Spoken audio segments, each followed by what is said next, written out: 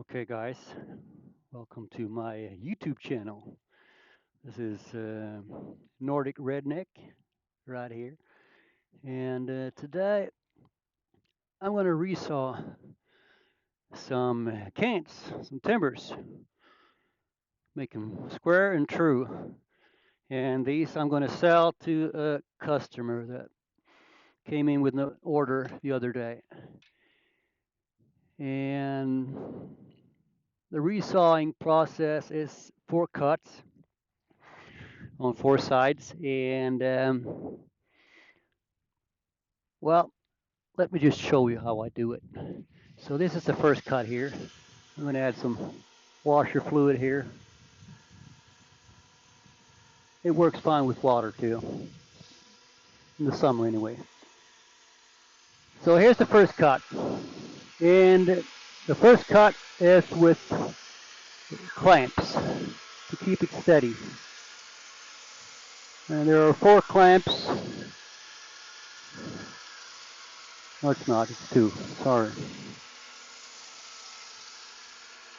So this cut here is going to make it one side pretty straight in, I would say, every direction. And on this saw blade, I suggested to the customer that for his use that I bent some teeth on I don't know, 8 or 9 maybe on that bottom side of this saw blade, so it looks like it's been sawn in a frame saw, one of those old traditional ones, to make it look a little more rustique and a little more life to it. Looks good. I'll show you later. So that's the first cut. And for every cut you make, you do release tension in a piece of wood. Not by much necessarily, but the longer the piece of wood is, the more it's going to show. And this is about right over 5 meters. So it will show. And why it will release tension is, well, since the piece is dried, it dries differently in the core, depending on, well, it dries more on the outside than the inside. So if you shave off the outside, you have less tension from that side, so it will bend. No, I forgot to clean that side, but I'll just do it this way this time. And if I climb on this one here, there's some play. It might even have twisted a little bit. And so if I cut this now, just clamp it to the side of my supports there, it's not going to stay true. The measurement is going to be like 2 or 3, maybe 2 millimeters less than it's supposed to be at the ends, but it's going to be true in the middle. And I don't want that. So I have to walk it. This is not the way maybe you're supposed to use a sawmill, but if you want good stuff, good results, either you have to make some kind of adjustments to saw or modifications, but then you're stuck with those modifications. So I just walk it. And don't freak out now. This is the way to do it. Now I press that end towards the saw bed, or the frame, or whatever you call it. And you just make sure you don't slip here. And you bring this saw head about to the middle. There you go. Stop there. You stand over here. You keep pushing. And you have to watch out for those supports, or you have to change your saw blade.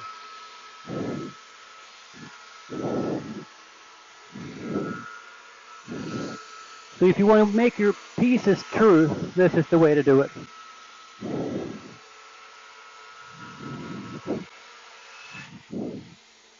Here we go.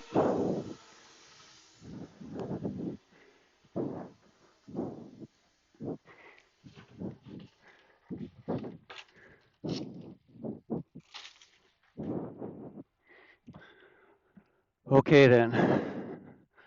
I've done this quite a few times, so I'm pretty sure this measurement is true. Now it's time to flip it up on this edge here. I have to raise these supports a little bit.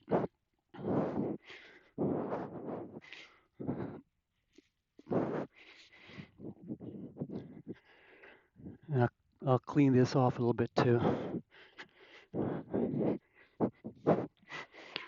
Now, it's not a very fast way to do it. I'm sure there's setups to make this even faster, but I think this sawmill is really good, and it's very versatile, and I might share some more tricks with you. Maybe, if you're nice.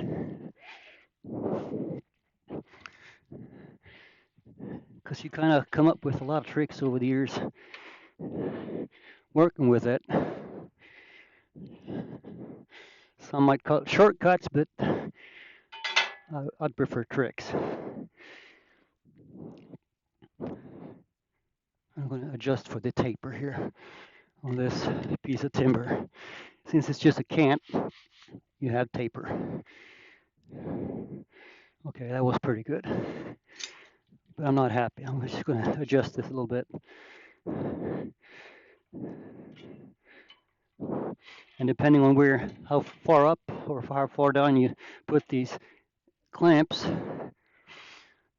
you adjust the angle. But sometimes you just have to, with brute force, adjust a little bit more. Ooh, that's nice. I'll go with that. Okay then, time for my third cut.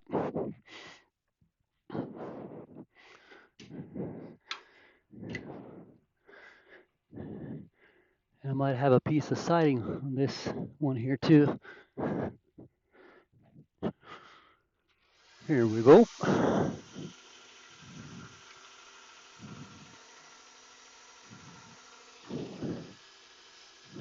I'm not happy with that. Maybe a little bit more.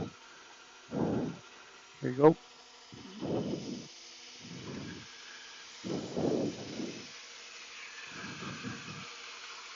Yeah, that works.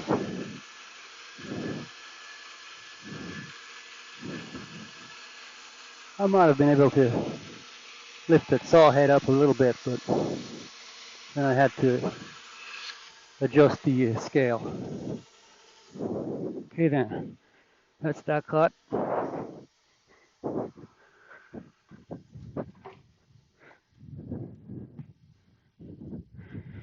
You see this whole pile here with all those slabs. That's a job for my friend later on to come and pick up and chip it. He's heating his house with that. Okay then, next cut. Here we go. And as you can see, I don't use that water all the time. When I get this resin on the blade, sure, I take it off with that water, but I use it as little as possible.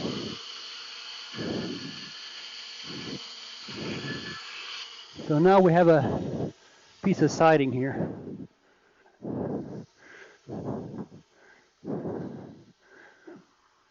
And the wood I'm using here is Swedish fir.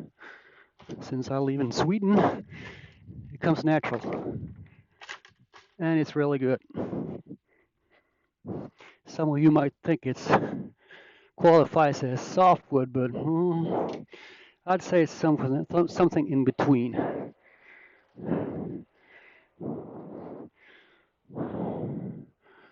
Because it's really good quality. And it's mostly heartwood and tight grown, so you can barely make out those grains or growth rings. Okay then, last cut.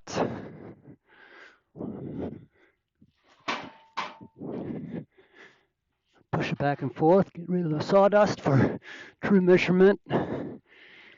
And now it's time for you guys to freak out again. Because I have to walk it.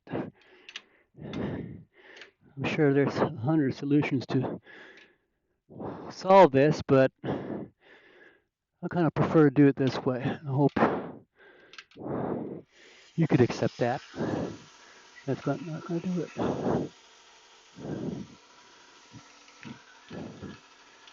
I don't want to add too much stuff on my sawer. I don't want to have another thing I have to do. I mean, I could use a screw from underneath and pull it down to the saw bed, but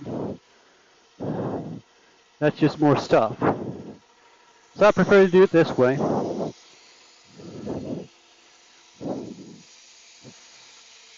And in this last cut, when it's up on its high end, I have to push more to my left right now to keep it from rotating. Not by much, but a little bit. At the same time as I push it downward. Okay, so here's where I'm switching.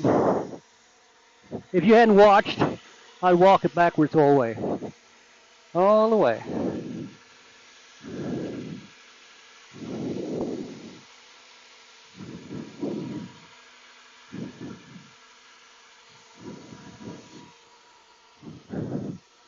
Okay then.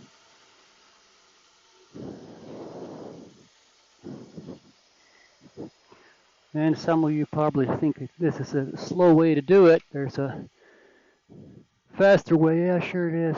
But these are high yield pieces, so I'm not going to bother with that. There you go.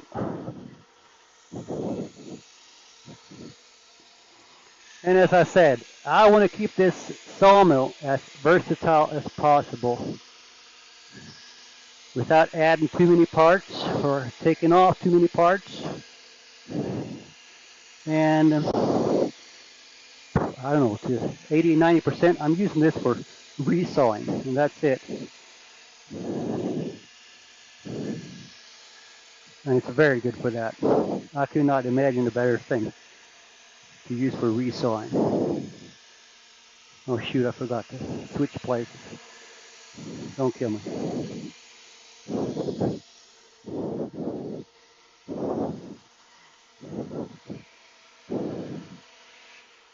There we go. So this piece here now, this timber is supposed to be square and true in measurement.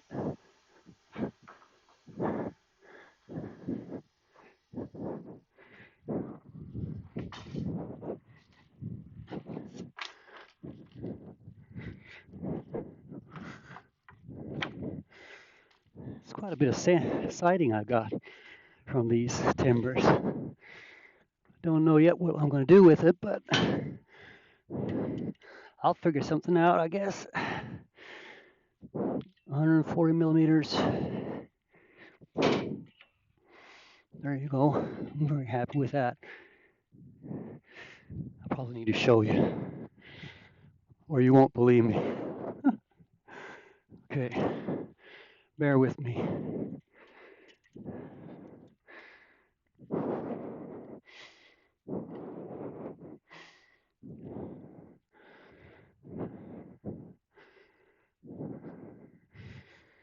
Let's see here.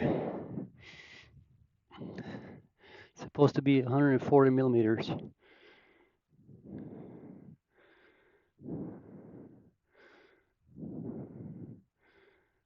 And I'd say that's pretty good. And same way over here. That's.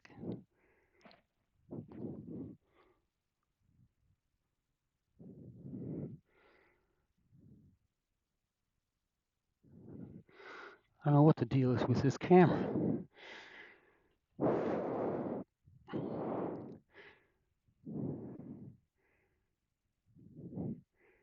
Like I said, that's pretty good. Yep, I'm happy with that. So that's how I resaw timbers. Pretty nice weather out.